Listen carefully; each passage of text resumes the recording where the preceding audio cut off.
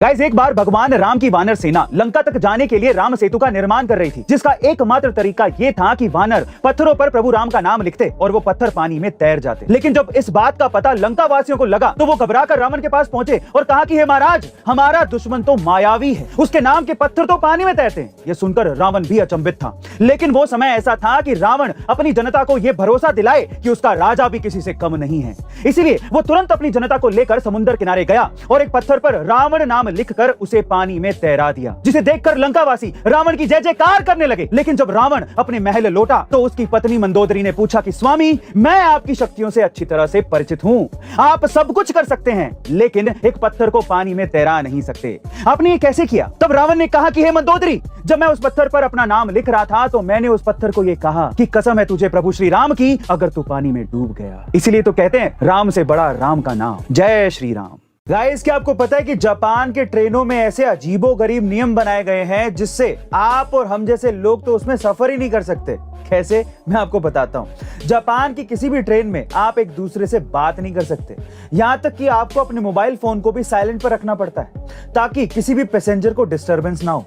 इसीलिए आपने अक्सर जापानीज मूवी या वेब सीरीज में देखा होगा कि वहां के लोग ट्रेन में बिल्कुल चुपचाप खड़े या बैठे रहते हैं। इतना ही नहीं, जापान की मेट्रो ट्रेन में तो आप खाना भी नहीं खा सकते, यानी कि खाना खाने पर भी बैन लगा हुआ है। यानी कि ट्रेन में सिर्फ पीने का पानी अलाउड है और वो भी खुद की वाटर बोतल होनी चाहिए। गाइस, अब आप ये सोचिए कि ऐसे अजीबोगरीब नियम अगर हम पे लागू हो जाएं तो शायद हम इंडियंस ट्रेन में सफर ही ना करें। गाइस, प्रधानमंत्री नरेंद्र मोदी के बारे में 3 ऐसे सवाल जो गूगल पर सबसे ज्यादा सर्च होते हैं। पहला सवाल, क्या मैं पीएम नरेंद्र मोदी से मिल सकता हूं या मिल सकती हूं? तो इसका जवाब है हाँ, आप उनसे मिल सकते हैं। इसके लिए सिंपली आपको pmindia.gov.in पर जाना है और वहां जाकर राइट टू पीएम पर रजिस्टर कर लेना है। अब अगर आपके पास उनसे मिलने का जेन्युइन रीजन होगा तो आप उनसे जरूर मिल सकते हैं। दूसरा सवाल, क्या नरेंद्र मोदी जी ने सच में चाय बेची थी? तो ये बात बिल्कुल सच है, क्योंकि जिस स्कूल में उनकी शिक्षा पूरी हुई थी उसी स्कूल के शिक्षक ये बताते हैं कि स्कूल के बाद रेलवे स्टेशन पर उनके पिता की चाय की दुकान पर चाय बेचने के लिए नरेंद्र मोदी जाते थे। तीसरा सवाल, क्या 25 साल पहले पीएम नरेंद्र मोदी अमेरिका गए थे? तो इसका जवाब है हाँ, नरेंद्र मोदी जी को साल 1993 में स्वामी विवेकानंद जी के शिकागो सम्मेलन की शताब्दी के अवसर पर भाषण देने के लिए अमेरिका बुलाया गया था। गाइस, ये बात है धोनी के क्रिकेट से संन्यास लेने के पहले की, जब एक इंग्लिश रिपोर्टर ने धोनी से पूछा कि आप इतना कुछ अचीव कर चुके हो तो क्या आपको नहीं लगता कि आपको रिटायरमेंट ले लेना चाहिए? ये सुनकर धोनी हंसने लगे और उस रिपोर्टर को अपने पास बुलाया और कहा कि क्या तुम सच में चाहते हो कि मैं रिटायरमेंट ले लूं?